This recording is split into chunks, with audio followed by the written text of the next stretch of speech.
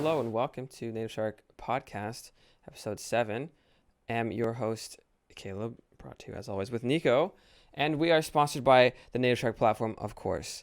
So go check it out for a 7-day free trial and learn Japanese.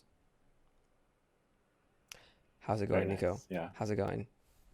it's going good. We've been back a couple days from our New Year's holiday Hmm. because we live in Japan, so we had a New Year's holiday and not Not a like a Christmas. Christmas holiday. Hmm. How was your holiday, by the way? We haven't actually spoken face to face Nope. since came back to work. I know.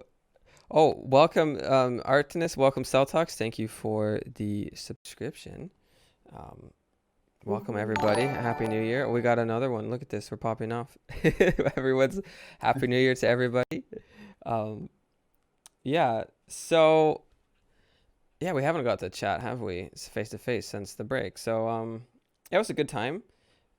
Of course, we didn't do anything for Christmas, but the day after Christmas, which was my birthday actually, we went down to see Chie's family, and we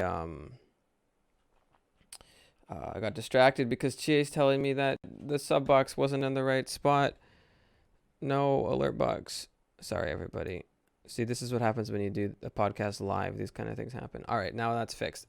Okay, yeah. So the 26th, we go down to visit Chie's family, and we have a little dinner. We're kind of like celebrating Christmas the day after. And the day after that, we went to this nice yakiniku place, and we got delicious yakiniku, and that was kind of like my birthday dinner or whatever, which was really fun. And then we chilled 2 more days down there, and then we came back, and I literally just checked out of normal reality, and it was fantastic. I didn't check email. I didn't worry about anything. I just hung out with friends online, and it kind of like played board games and hung out with Chie and watched TV, and actually took a rest. It was crazy. Absolutely crazy. I agree with Velma187 that I also love yakiniku. Yakiniku is life. Yes, yakiniku is the best. Yeah. So that was like the quick summary of my entire break, basically. Yakiniku and chill. How about you? Nice. How about you? I was deathly sick around Christmas. Um, I have an 18-month-old son, and he got some kind of cold or something, and then he got everyone sick. So me, Ray's brother, and Miho, who babysits for us, were all very Yikes. sick on Christmas. But I got over that, although I'm still coughing a little bit. Mm. And we just spent the New Year holiday just hanging out, just me and Ray and our son, and yeah, trying not to work, which I'm not always very good at, but we Mm. did. And then on New Year's Day, we went to Ray's aunts and uncles and cousins' house. Oh, So okay. over in Toyosu, which is like kind of by Odaiba, if anyone knows where that is. It's like in the bay. Yeah. And so yeah, we just hung out there all day. So I was sitting with my in-laws for like 8 hours of the day, and it was Mm. fun. Do you guys just chat and eat food and drink beers? Yeah, basically, I had a couple beers, and then we ate tons of food, and everyone just chatted. Yeah, Did you do a osechi? few people took naps. No, we didn't have osechi. It's Okay. like Just whatever food. it was a feast though. There's crab and Oh, okay. roast beef and sukiyaki Yeah, okay. and um did we have yakiniku? I don't remember. Oh, and we had like sushi and yeah, it was good stuff. That's that's like the winter New Year's ish kind of foods. It's not specifically osechi, but like crab and like osushi. Like I feel like I a lot of suppose people have that around. we had a nice, array of Yeah, goodies. that's awesome. Um yeah, I remember the first time I met with her family, it was on New Year's Day also, like when I met her relatives. And I remember that was maybe I don't even know. It was at least 5 years ago. 5 years ago, maybe. And I remember thinking it was really difficult to follow the conversation Uh, because you reach different levels of fluency in Japanese, and there's being able to understand the person talking to you is one thing, but being able to understand the Japanese person talking to the other Japanese person while is they have mutual above. history. Yeah. Yeah, is above that, and then you go to even higher level where it's like there's 7 to 8 people having a conversation with each other, Yes. and they've all known each other their entire lives. Mm-hmm. Um, because you don't know who they're talking about. Like if they talk about, for example, they were talking about how one of Ray's aunts, so like Ray's mom's brothers, had lung cancer, and he lives in Korea, and I mean he's fine, I guess. Like he's gonna be fine, and like they're talking about how they have to do some things for insurance and Mm. stuff to get him money, and so following that kind of thing is still kind of difficult. But I did notice like, oh, I don't really struggle the way I used to, which was kind of cool. Yeah, man. It's Especially progress. because Ray's cousin is speaks faster in Japanese than any human on the planet. Like I know people think that that one voice actor we have in phase one is really fast, and he is really fast. Yeah. But Ray's cousin is way faster. Yeah. I know what you mean. I have um met people that I've had conversations with that are like that as well, that it's faster than that guy, and that guy is already fast. It's like, it's crazy. But, that's, I mean, that's pretty neat though that you were able to still. I mean, yeah, maybe some part was like a bit of a struggle, but it sounds like you managed quite well with 7 people, 7 to 8 people, and mutual like history. That's a challenge. Absolutely. Yeah. I think when I noticed that I've gotten a lot better is that I can follow the conversation without trying to follow the conversation. Like Yeah. I can be, eating some snacks or like looking at what's going on the TV and then listen and jump back into what they're saying. Whereas even Mm. just a few years ago, I would have been lost if I wasn't focused on what they're talking about the whole time. Mm. Yeah. Um, That's kind of where I am, right? So like we go visit Chia's family, it's a total of 10 people, so a similar size, and everyone speaks Japanese. Everyone's known each other their entire yeah, lives, of course, because it's family. And if I'm not listening actively, what I will hear is certain parts of the conversation, the parts that stand out to me. I'll be like, oh, okay, this I see what's going on here, but I have to focus in order to really follow what everyone's talking about. And then if someone then addresses me, then I'm like, oh no, I have to actually process this to come up with a response.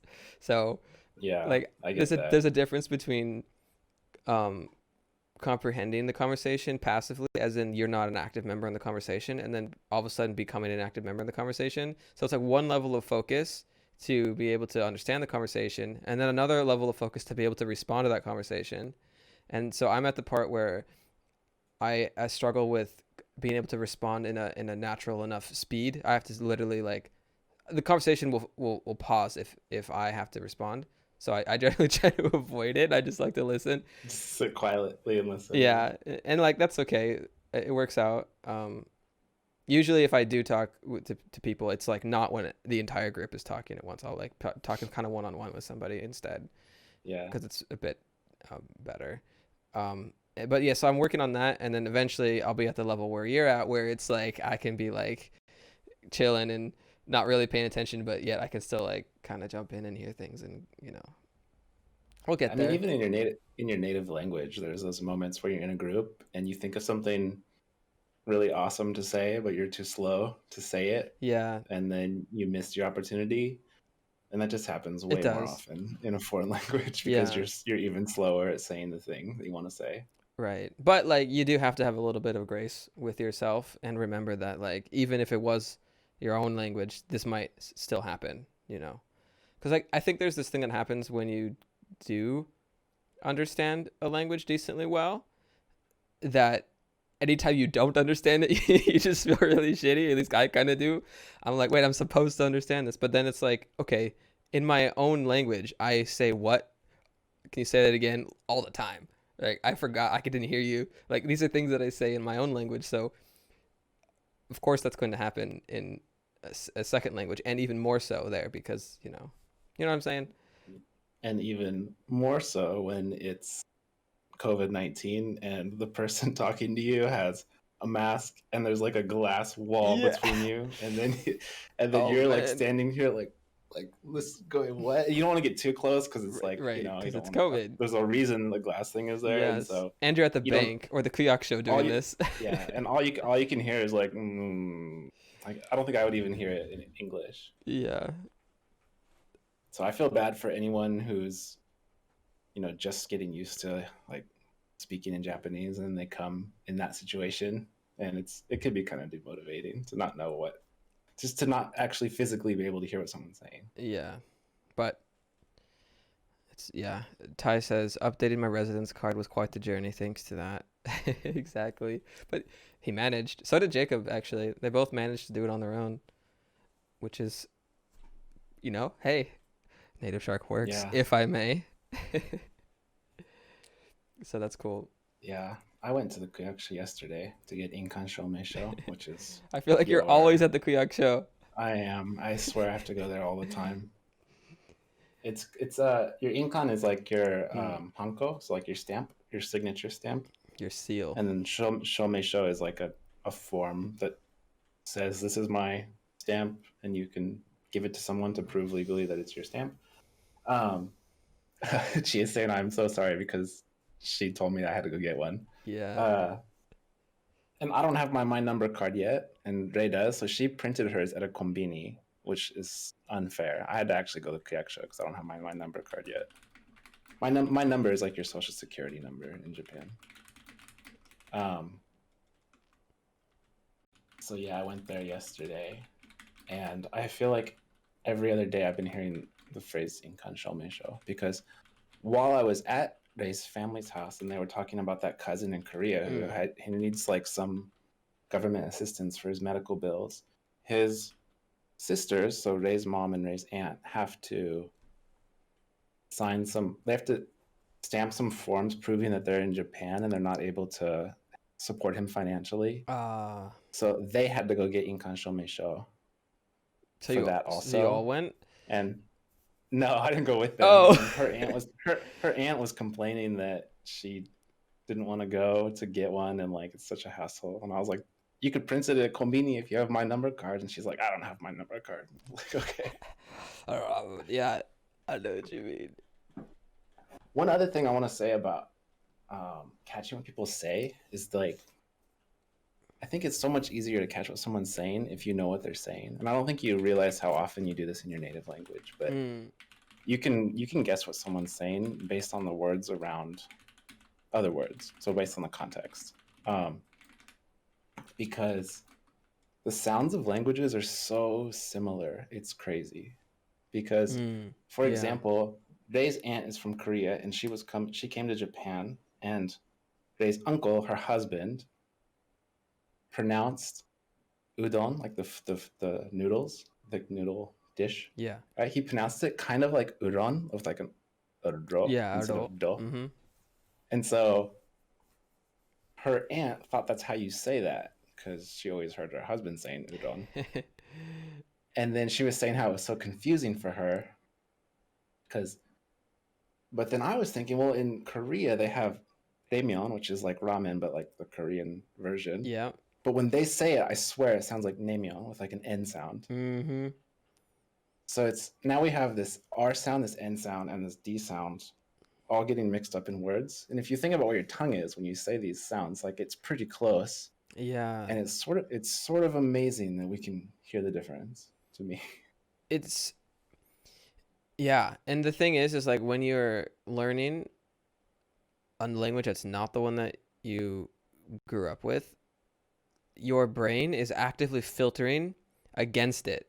Like, right? Like it's trying to turn it Yeah. into the sound that it thinks that it is because it's trying to like be more efficient for you. It's trying to use less brain power, you know? So that's like it's so easy to mishear things as a result of that. That's why you got to listen to those shadow loops. Just get tons of exposure to the Right. sounds. Yeah, like that's kind of if you really want to excel at hearing the differences between sounds and the ability to produce them, because like the more you can hear the sound, the more your mind is receptive to the sound, the more accurate you can reproduce the sound, which is another interesting thing about like language learning, accent training, and also music, like singing and stuff like that. The more that you can hear, the more that you can produce. So absolutely, the shadow loops help, not with just Yeah. comprehension, but also with your ability to actually reproduce the sound, Yeah. specifically Well, with for sounds like pronunciation, that. it helps because if you listen to something like that voice actor that we all know who's really fast, listen to him in a shadow lip and you'll try, if you try to speak as quickly as him, you probably can't. Yeah, But physically you should be able to because he's just a human being, which means that your mouth is in the wrong shape, your tongue is in the wrong place, you're moving like between different sounds in the wrong way. Because if you were doing it in the right way, you would be able to speak as quickly as him. right. So by, you know, it's really a good exercise, I think, to try to completely match what someone sounds like in a shadow loop. Yeah. And like you're not gonna be able to do it most of the time, especially if they're speaking quickly.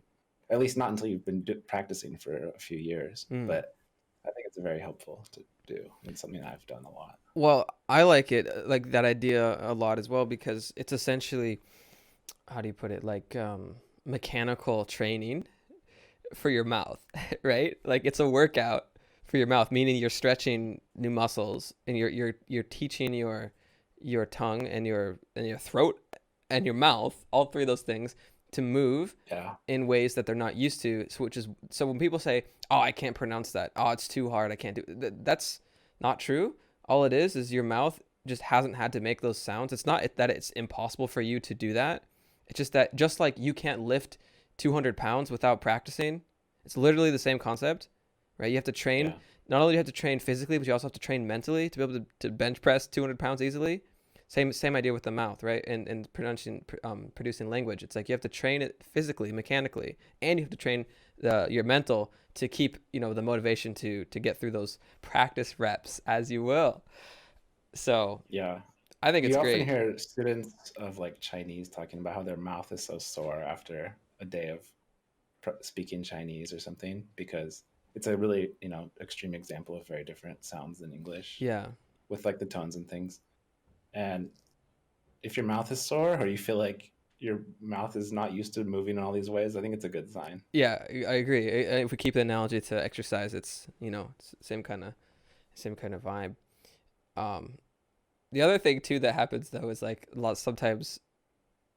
Well, maybe not so much when you're practicing shadow loops, but like when you're focusing on like comprehending a lot, your brain can just start hurting.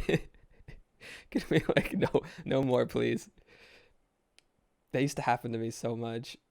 Like 2 years, Yeah. like 2 years ago when I first moved here, around that like 2018 or so.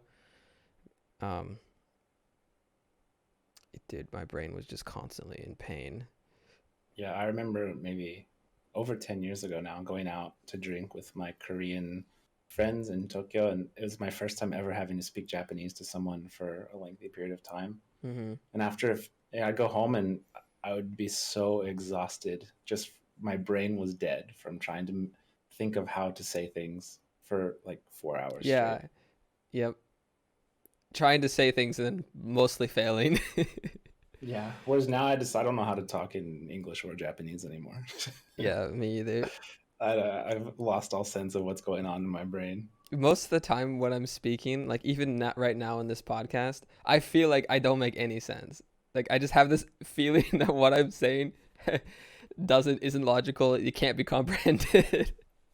Like I just have this feeling now, after all of this talking that I do in my life now and all of this learning of languages that I've done, I have no sense of what is and isn't.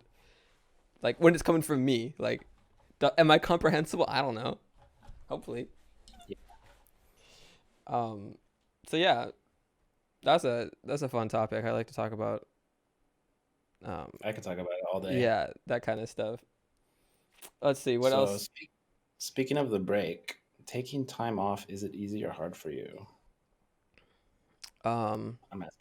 yeah, it's difficult for me to take time off because I often I feel like I shouldn't. I feel like when I'm taking a break, I'm all of a sudden going to become a lazy person who's never going to be productive again in their entire life. That's what I feel like. Yeah. It's I know it's totally rational, which is why I'm working through it. I'm aware that this is an issue, but that's like the feeling that I have. It's like I'll get tired. I'll be like working really hard. And I'll be tired. Oh, I want to sleep, and I'll take a break, and then I do that, and then I'm like, oh no, I need to go work again. I can't be sitting here not working on a project. Why am I just sitting or watching TV or playing a game or chatting with someone? I should be doing something different with my time. So yeah, it's a constant struggle to feel good about taking time off. How about you? Yeah, it was. So it's kind of different now, but I probably from it's kind of ironic, but I quit my job teaching English in 2014. I was teaching English in Tokyo, and then Ray and I quit our jobs and moved to Bangkok. Hmm. And I started, working more on blogs and websites and translation and writing jobs and doing freelance work. That was September 2014. I don't think I took a full day off from then until 2017. Yeah, Um, that's 3 years. and I think part of it was that I didn't work for a company anymore, so it was like it's all on me to Mm-hmm. to make sure I don't die and stuff. So I think that I developed some really unhealthy work habits during that time because I didn't take any breaks. Mm-hmm. And I remember maybe you remember I was living in Chiang Mai in Thailand in 2017, and Yeah, I decided I'm gonna start taking the weekend I off. remember. Like I'm gonna take off weekends, and then it's like a Saturday, and I didn't know what to do. I had no Yeah, idea what to do because I had free time, and normally when I had free time, I would go do something productive or study even. And I yeah, still studied on my days off, but I was trying to chill. yeah. And I remember just being completely lost. I didn't know what to do with my time. Mm-hmm. Um, I got a little bit better at it between then and when my son was born. Yeah, And now that he has been born, I just don't have time anymore. right. Now Free it's time is spent on a thing him. of the past. Hmm. So Yeah, I remember for a minute there when you lived in Portland, you had like an Xbox and everything. I was like, wow, who is this? yeah, This man's playing my mom, my mom, Civilization. my mom bought me an Xbox. I remember. Yeah, that, Yeah, I played video games. It was fun. that was crazy. Hmm. And Ray was like making soap in the kitchen and stuff. Right? Yeah, and then she put Yeah, like the Nihongo Shark logo on it. stamps on them. Yeah, Yeah, stamps. That was fun. and we gave them away to people as like business gifts Mm, because then it's tax deductible because it was like a of gift to course. other people we were partnered with in business and stuff. Yeah, yeah, yeah. I think we got one of It those. was good times. Mm-hmm. I Okay. gave one to I gave a few of them to my editor, who I've been translating and writing and editing for since 2013, I guess. And interestingly, now he's working. We have a With contract with yeah. him for NativShark. He's working on preparing some JLPT mock exams for us. Mm. Because one of the main jobs I've done with him over the years is we make these books like to learn English, and so we'll have like a book with tons of TOEIC examples, for example. So we've made so many of these mock exams for English, TOEFL, ACAN, um, ELTS or whatever I don't know how to pronounce it, and then just we've done it so many times. So I thought and he always complains about how his writers are great at English but not good enough at Japanese because he's Yeah. an editor and he's a native Japanese speaker. And so I thought, oh, we should get him to make our JLPT test because he knows how to make a standardized test and he's an expert in Japanese. So Yeah, he's been doing that, and he said he almost has our first two N5 tests ready, and then once they're ready, we have to figure out how to Put them into put the them into system. NativShark. But then once we figure out a way to do that, like we should be able to, have him do the other levels right after Right. that, which will be it's pretty exciting to me. And then we'll have mock exams built directly into the Yeah, platform. And it's going to be sweet. We're going to make them like incredibly, like as close as possible to what the actual experience of the JLPT would be like. Like we're going to do like the audio, the time, yeah. I have to like retrain the voice all actors of to it. speak slowly. I know. Well, I was actually thinking we might be able to find someone else, like a more one of the, like how we Yeah, we always look should. for voice actors and they always provide us the wrong But type of audio, but yeah, it's the it kind should be that would easy work for the to. JLPT test because it's wrong. Yeah, it'd be so easy. Yeah, so I was thinking like I don't want to mess with our current voice actors are doing so well right now for making natural audio that to go and be like, hey, by the way, now go back. I'd be like, nah, I'll just get someone else. Like it'd be so easy to find someone because most people Yeah, talk cake. like they they do want a standardized test. Um, Yeah, you just tell them it's for Japanese students, and they just go into the weird yes, teaching Japanese mode voice. and speak slowly and have these lengthy pauses after every particle. And Yes, they'll yeah, be like canvas, swift, wink, now, teach, pyramid. Like I was just listing random words, but like there's a voice that's put on. You know what I mean? When you're yeah, talking for something that's educational, you're like, I don't know, what is this? It's weird. yeah. I don't know. But it happens in a lot of languages.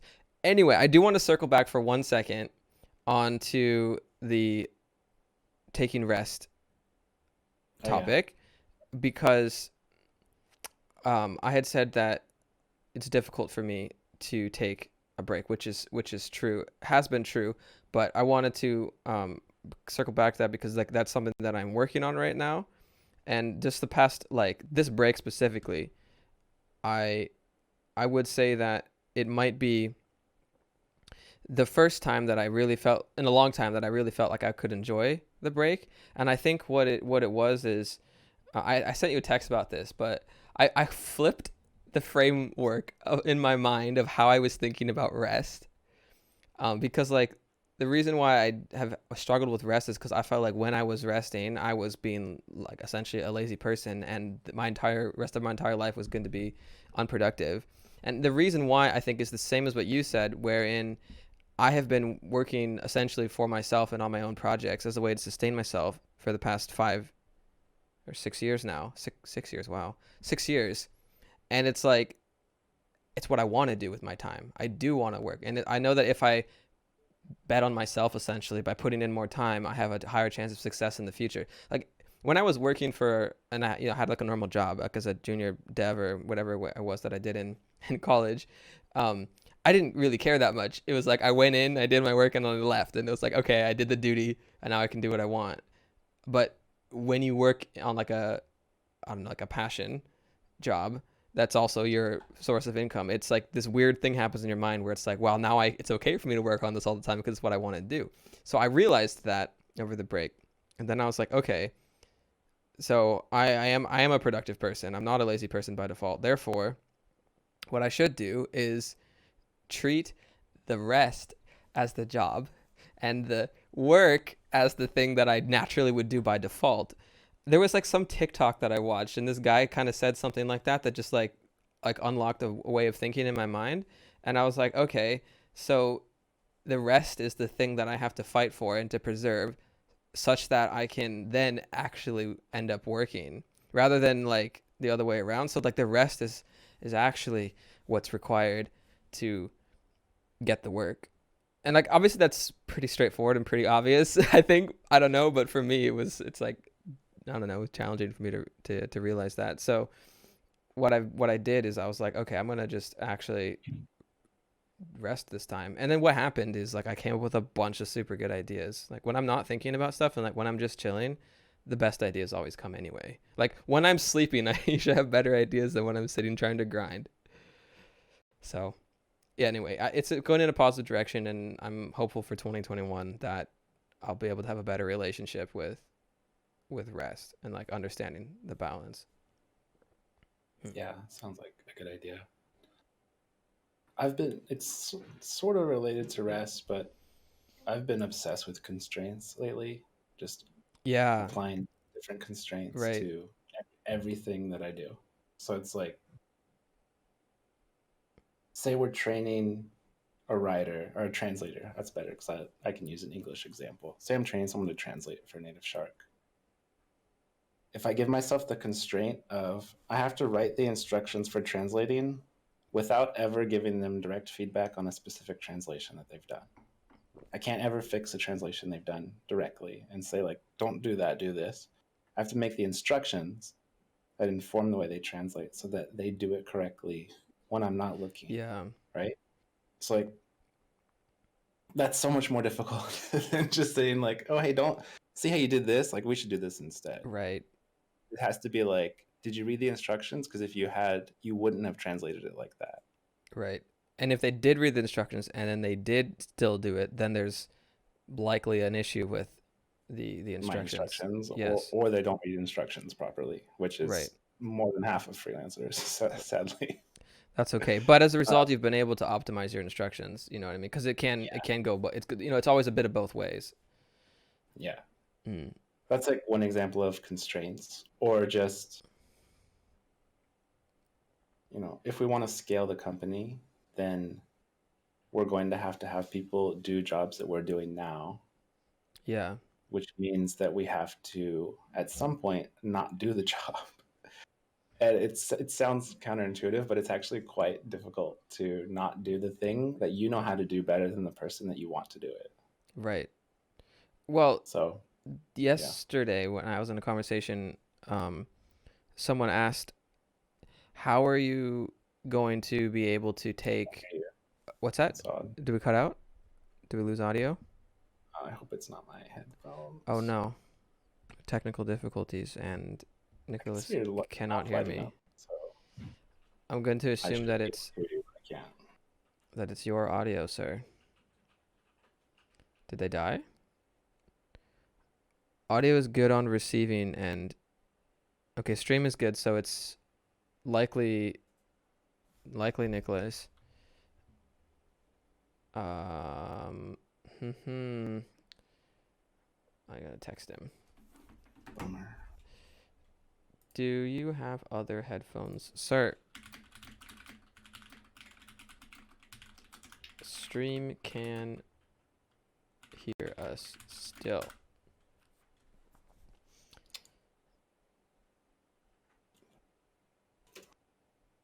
All Yes. right, sorry everyone. I know you can hear me, but I can't hear you because my Bluetooth has disconnected for no good reason. All right, guess But we're just gonna pause I feel for a like second, talking and while I I'll reconnect. just take a look at chat and say, "Hey, hi Josh, how's it going? Hi Ty, hi Chie, hi Cell Talks, Velma, if you're still here, hello. How are you guys doing? How is New Year's for you? What you guys up to? Did you guys get a break over the holidays?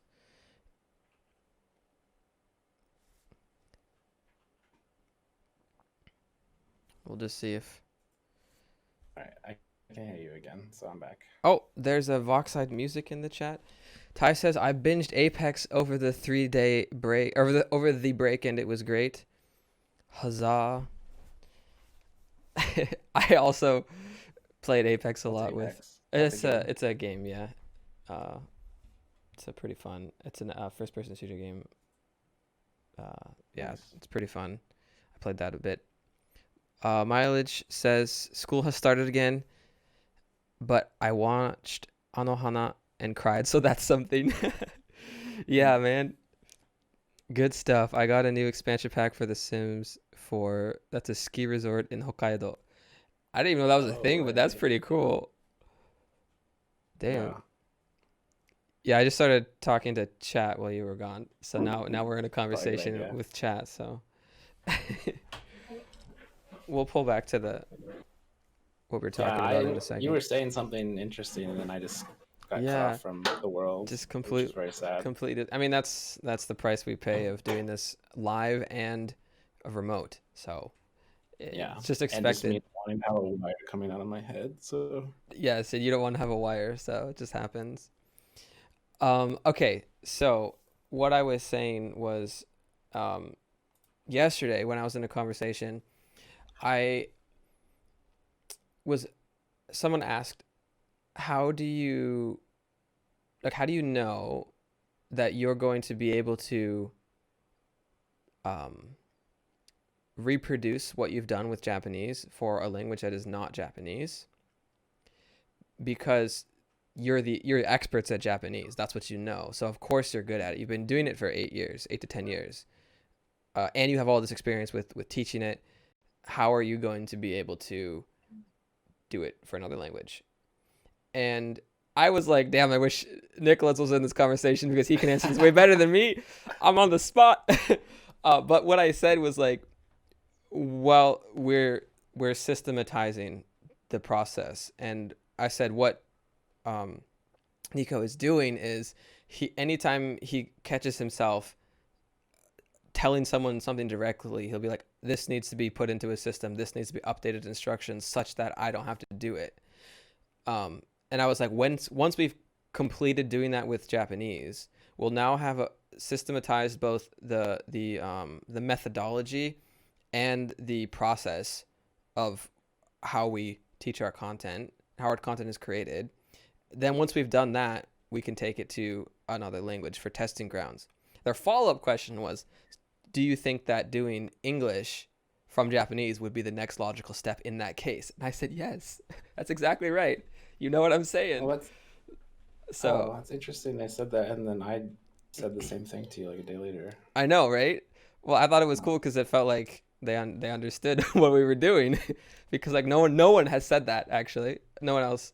Everyone's like, oh, so then you can do it with like Korean or Spanish or something. But it's like, well, to test it, we should do it from reverse first. Then once we've done that, we'll find the holes in the process, and then it's a complete package, and we can bundle it into other languages.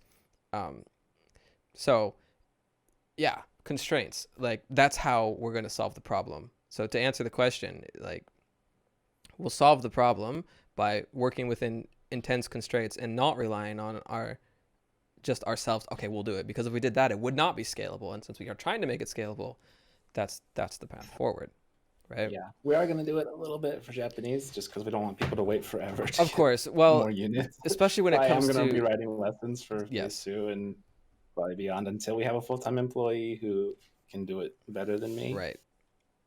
But yeah, we're not gonna do that for other language pairs. Right. That's what I was going to add. I was going to say, yeah, for now, we are going to do it. But that's also because, like, there's two things that we're working on here bundling. It's both the methodology and the process. So you're making a lot of headway on the process side of things, like systematizing the process so that's reproducible from anyone. But the methodology side, which is like writing the lessons in the correct voice, etc., that is going to take more time to figure out how to hand to somebody else and be like, all right, you can do this in the same sort of way, right?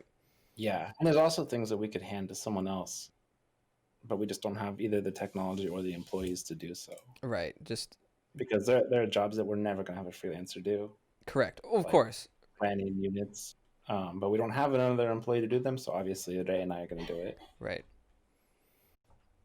Yeah, so that's kind of where we're headed in that regard, but I kind of want to take a different direction in the conversation and talk a bit more about, like, okay, so when you have time off and you've taken your time off and you chilled and you're studying Japanese, and you also took a break from Japanese, which you shouldn't have done, but you did. It's okay because it happens, and I do it all the time.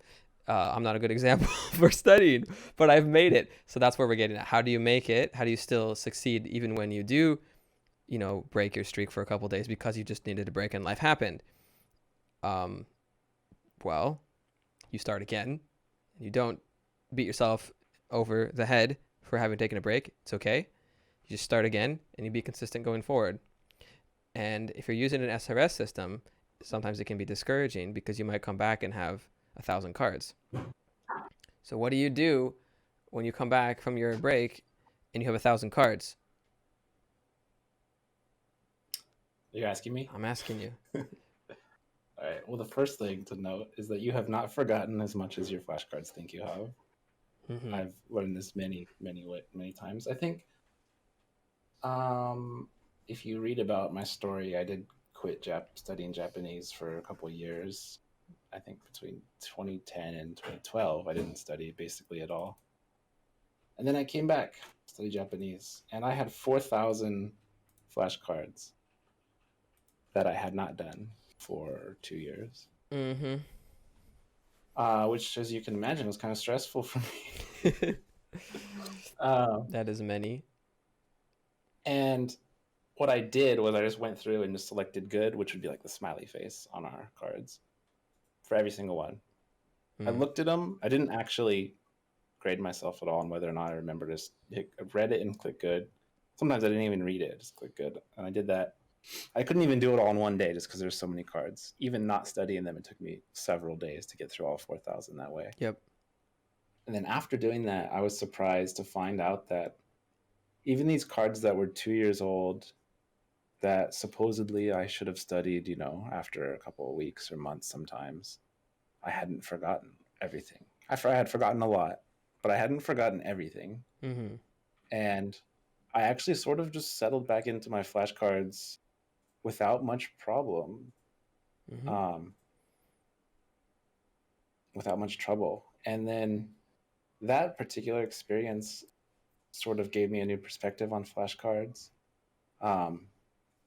I've mentioned this like in almost every episode we've done of this. Yep.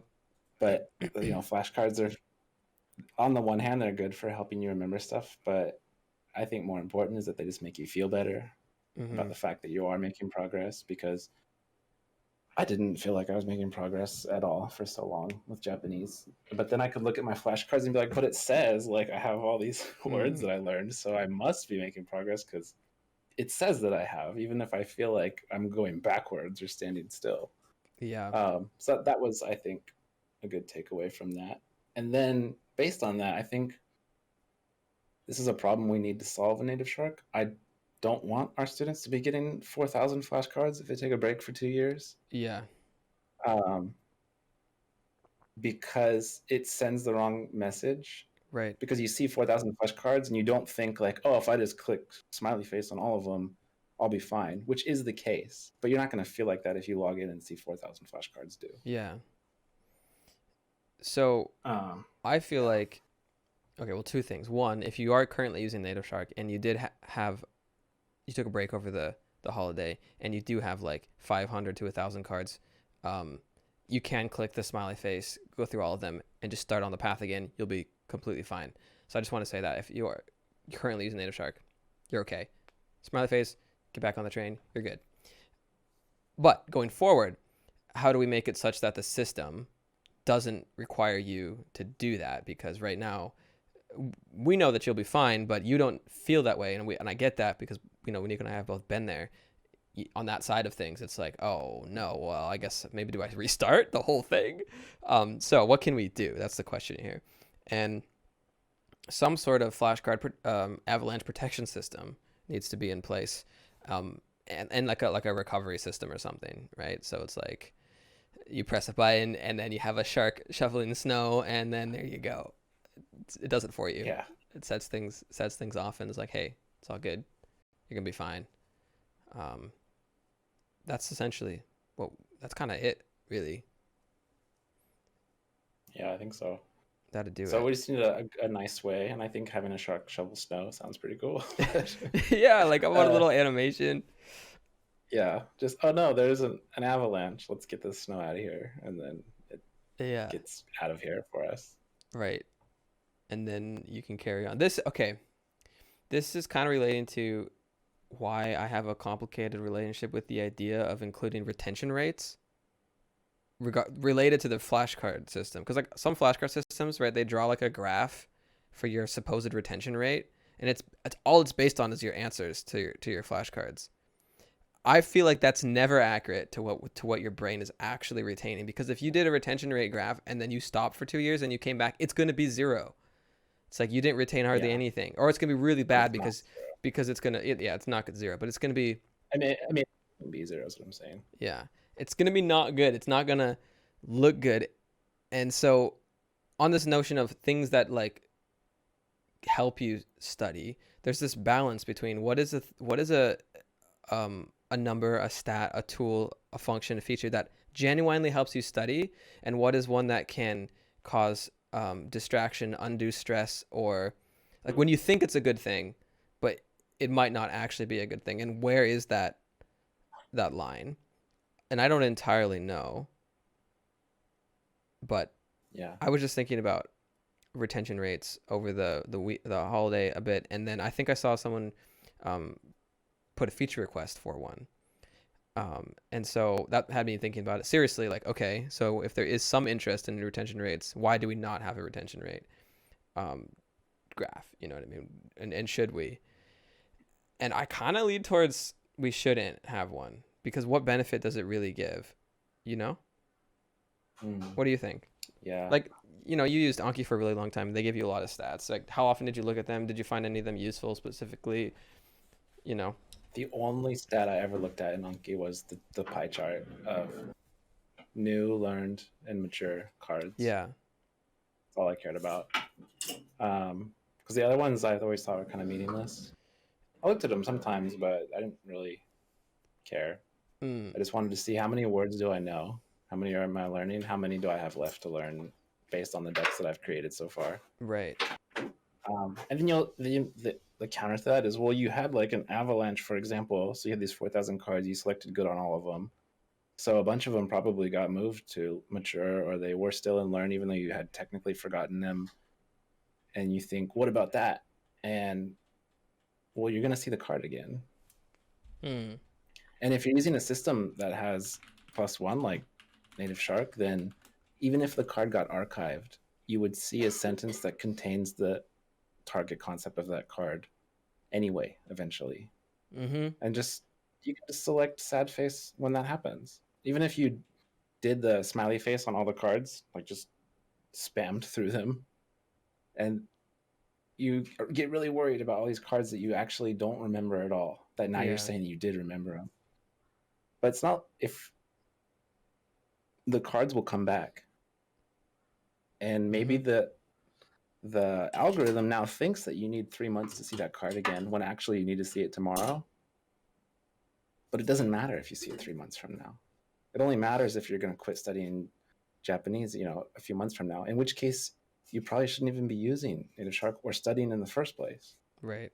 because you should be studying, you should be looking at the long term. And in the long term, you're going to see it again. Yep. Even Yeah. if it got archived and it didn't show up in another card for some reason, maybe it's an obscure term, although in that case, it probably wouldn't show up in the core studies anyway. But you'll see it eventually in the real world. Yeah. You can make a custom flashcard for it. Like it always comes back, the content. So it doesn't matter if you forget it or archive it, or if it has a 6-month interval when actually you should see it tomorrow, because you're Right. going to see it eventually, and that's all that matters. Which of course comes back to what we've said many times on the podcast, is what the most important like success signal is not giving up. And to get to like back to that point of like you saying you looked at the pie chart, and I think there is value in the pie chart, and why that's the case is because it's like what matters is not giving up. So this means time. So what you want to look at is trends over time, and trends over time is like, is the pie chart going down? Like, am I learning more cards? Am I learning more words, more things? Like, is that number going up? Is this continuing? Like, things like retention or percent correct, they're like micro. They're like right now. And the other thing is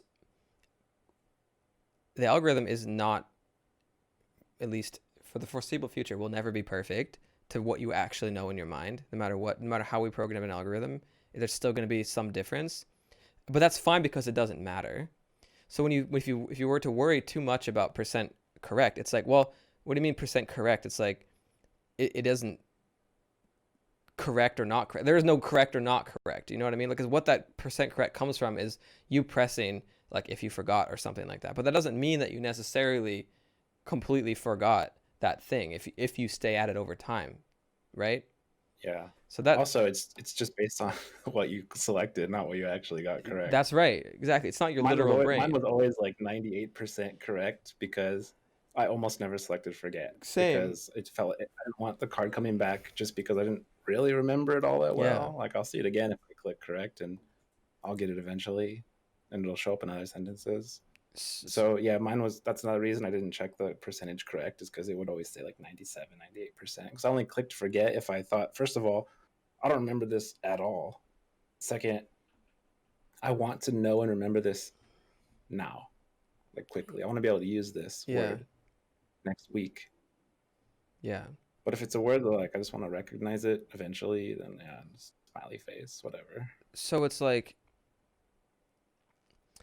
I think the thing that we're getting at here is we need to reframe in our minds what is like correct and not correct. Like there isn't correct and not correct.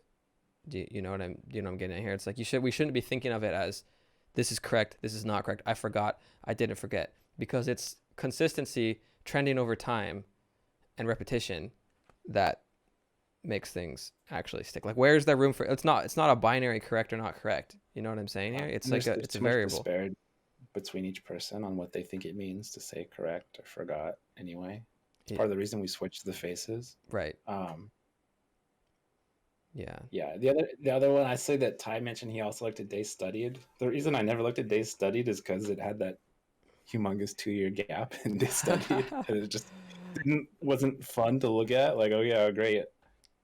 And then they had like if you had done your cards every day thing, and again, it's always like if I'd done them every day, I wouldn't have skipped 2 years. So I don't really want to look at this graph. Yes, yes. Well, there's a huge psychological aspect to whether or not we're going to be successful. And it's a little bit different for every person, so you can't build a perfect system that's perfect for everyone, because for some people, knowing the retention rate is actually the thing that keeps them going. And if that's the thing that keeps you going, whether it's important or not, generally speaking, that doesn't matter, because specifically speaking to you, it is the thing that keeps you going. So therefore, it is important. So I can understand that. But like we can't design a system that's perfect for every individual person. We have to build one that's generally good enough for the main psychological factors that might cause someone to stop studying. You know what I'm saying? It's like I don't want to like totally disregard it, but also If it helps you, then do it. yeah, if it helps you, then you can do it. But I don't think that the problem when you're building a platform, one of the problems is if we put that in, then people will think it's important, even if we say it isn't, right? And since we know it isn't important, it's like, well, then we can't put it in, you know? I guess one way we could do it is if we opened up like the statistics part to an API, then people who really did care about that kind of stuff, they could technically build it themselves. That's not a bad idea. If we expose the data, so much of that stats could and work. tracking is a double-edged sword, because like you get a streak of 200 days, right? And now you're really motivated to study tomorrow and get 201 days. But when you break it and it goes back to 0 or 1, like it's pretty demotivating. But I think streaks are good, but sometimes they are demotivating if you had a big one and you broke it. Right. Well, I mean, that's why we put in things like streak saviors, so there's that balance of 2 days. But you still might break it for longer than that. Yeah. In my case, streaks do nothing for me, so I don't care if they're there or not. Like I literally do not look at streaks, because I don't feel good or bad if I break or don't break a streak. Now, if I get a really big one on something, it does feel pretty good. But I break streaks so often that I can't care about them anymore. Like I'm a habitual streak breaker. Like I just can't. I can do something for 100 days straight, and people are like, that's how long it takes to build a habit. Nope, not for me. That 101st day, I'm gone. You know. So I used to do the calendar. Don't break the chain calendar. That worked for a while, because we should get something like that. I think that's always been in the plans. If you go look at the Figma mock-up, it's there. They just haven't implemented it. For those who don't know, it's like we used to have people do this for Nihongo Shark. You print out an actual calendar and you just put an X on days that you completed your studies, and then you build up this chain of X's, and you don't want to break it. Like you don't want to have a blank spot between these X's. At least I don't. It would cause me Yeah. anxiety to have this calendar on my wall with this blank spot with no X's. So I used to do that. But then once I do miss it and there is a blank spot, I just want to throw the calendar in the trash because it bothers me. Mm-hmm. Well, it's the design is there, and the Yeah. parts of the code for it is there too. Like that's how the maintained versus progress. Those little badges. That's actually what those are for. Yeah, that's how we came up with it, because it used to be don't break the chain. Don't break and we the had chain. like do this type of thing for if you did your reviews, and do this if you actually studied new stuff. Mm-hmm. Yeah. And I think that's a good system. Like it does work, and it is working right now. It's just that people don't have the other part of it where they get to see the entire history of everything I've ever done. That's also like seeing it built is so cool. We'll get that in. It'll come along the time when the archive does, because you'll also then be able to see exactly what you studied on a given day. You'll like click the day, like, oh, this is what these are the cards that I did. This is the shadow loops that I listened to. This is the lesson that I read. These are the notes that I took. Like, yeah, it's someday, you know. But yeah, It is coming. I agree with that. That keeping things going obviously is what's most important. So, okay, but I kind of answered my own question. It's like, what are we going to do? And I think that we will, in the future, just open up the stats specifically to an API such that people who really care, maybe they're the kind of people that it's motivating to them, can build their own way to track things like retention rates and stuff like that. But we'll build the optimum way, the true path, if you will, inside of the system itself. Celtux says, wow, you guys are tracking a lot of data, then those databases going to get huge over time. Yes, they will, but let me present Netflix to you and think about how much data they have to deal with. So it's doable. Yeah. We're tracking less data than that. So speaking of tracking data, we have the referral program up, and you can see the number of hours people you've referred have studied.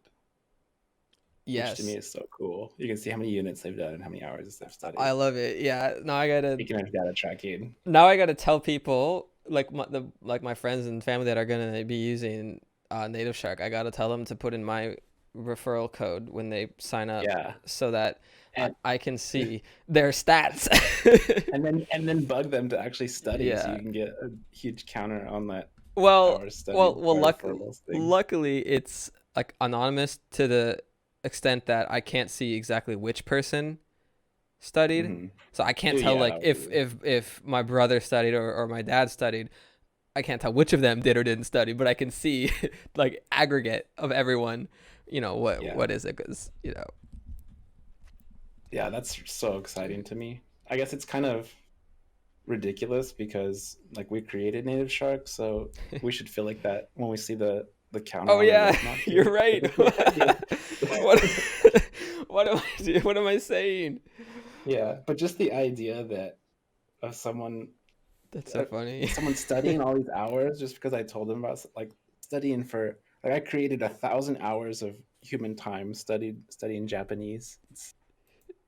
How cool is that? Nico, you've created like 75,000 hours in the past 5 months. You're right. We have that is us. Oh shoot. It's been years that we've done it, so who knows how many hours it actually is. Yeah. It's probably in the millions, I would guess. Which is really wild to think. Wow, it probably is. Holy shit. Well, you figure, take like Ty, for example, like he's got to be up to like a few thousand hours at least now. He's probably at like 7,000 or so at a minimum. He's probably getting close to that 10,000, to be honest, if not already past it. When you hit 10, like you're feeling pretty good. He might be past it. Might be past 10,000. Yeah. So I've got a good couple thousand on me. Yeah. Yeah, somewhere between 5 and Maybe, 10,000, I think, is where he's at. yeah, maybe we haven't hit a million because that'd be 10,000 students doing 10,000 hours, or 100,000 students doing 1,000 hours. Oh wait, never mind. I can't do math You at can't do all. math, my 100,000 sir. students doing 10 hours. Okay, so yeah, maybe we have done it then. It's Yes, like 10,000. We have definitely topped a million hours then. Yeah. yes, you were right the first Wow. time. I Well, can't do math apparently. because think about it, like, I mean, I'm gonna check it out right now. NativShark.com/roadmap. Take a look. Where are we at? Get this to load in. 67, 66,462 hours since August 12th, and that number increases over time. Like it's like, I think exponential is how you say that. It Yeah, it gets faster and faster. The number of hours going up over time. It doesn't. I don't think it's linear, because that would mean we had a set number of students. Yeah, as We the have a students increase, so do the hours. Yeah. yeah. So I mean, So so does the speed at which the hours increase. right, yeah. So it would be more exponential. So eventually, we're gonna pop in here, and we're gonna see like 100 million hours. Could you imagine Right. Yeah. the unit completed We then? Because it looks like we need to hit. a 1.2 times 1.2x. No, it's like two times 2.5. Looks like 2.5 times hours to units. So if we had 100 million hours, it would be like 2.5 times more of that units completed. So almost Yeah. 500 million units completed. Let's get those students. Damn, Um, son. we need to have a party or something when we hit one lifetime of hours studied. What are we defining as one lifetime? Like 80 or 100 years? Just take the average, yeah, like 80 years or something, which is a high average of lifespan. Hmm. That'd be sweet. We should do like a We should also give away a lifetime subscription with the lifetime hours from someone. yeah, we should like just a random. That'd be sweet. Someone from the community. We could do like when we hit 100,000 hours too. We could do something. Yeah. Be kind of fun to like have little community surprises built into hitting these. I mean, they're community goals, right? Like as a They are, community, we're yeah. working towards more hours studied, more units completed, more students I'm, gained. So yeah. it's like a group project. Yeah, I'm doing my part. Yeah. That'd be such a good idea. We should like, like when you're playing like an MMO, or like you're playing Destiny or you're playing World of Warcraft. There's community goals, or you're like Elite Dangerous. You have community goals, and so it's like we have to mine this much resources in this amount of time, and so the community has to participate to make it happen. And then when that happens, there's a community reward. Um, we could do things like that, where like when this number of hours are hit, like there's a community reward. So it's like you have like the like in Destiny, for example, you would get like an emblem, like a cosmetic emblem that would be like, you participated in this event and you contributed X amount to the event. And it was always like dope, because you'd like be hanging out with your friends and be like, hey, look at this, I did this many hours and I was there for that event. So we could kind of build that in, where it's like I did this amount of hours before we hit this threshold, and here's my badge that proves that I did it. I Yeah, want it sweet. I want badges. for just different things in general. Yeah, same. Yeah. That's a good idea. And I want swagger too. I want NativShark swagger. You want that swag? Plushies. Mm. Anyway, speaking of the referral program, it's working. Go do it. Refer your friends. Track their stats. Also, affiliate program is working. So if you are a creator of some sort, you have an audience, you have a blog, you have an Instagram, you have a YouTube channel where you have a following of a certain size, feel free to email us. Just like team@NativShark, support@NativShark. Either of these would work, and we'd get them to the right inbox. Just reach out, and we can set you up if it works out on the affiliate program. And then yeah, pretty excited for that. I want to be an affiliate. So our employees are being affiliates also. So I'm Yes, trying to figure out what I'm gonna do in my precious free time to generate some signups and get a little cash on the side. that's what I was just talking to Ty about this yesterday.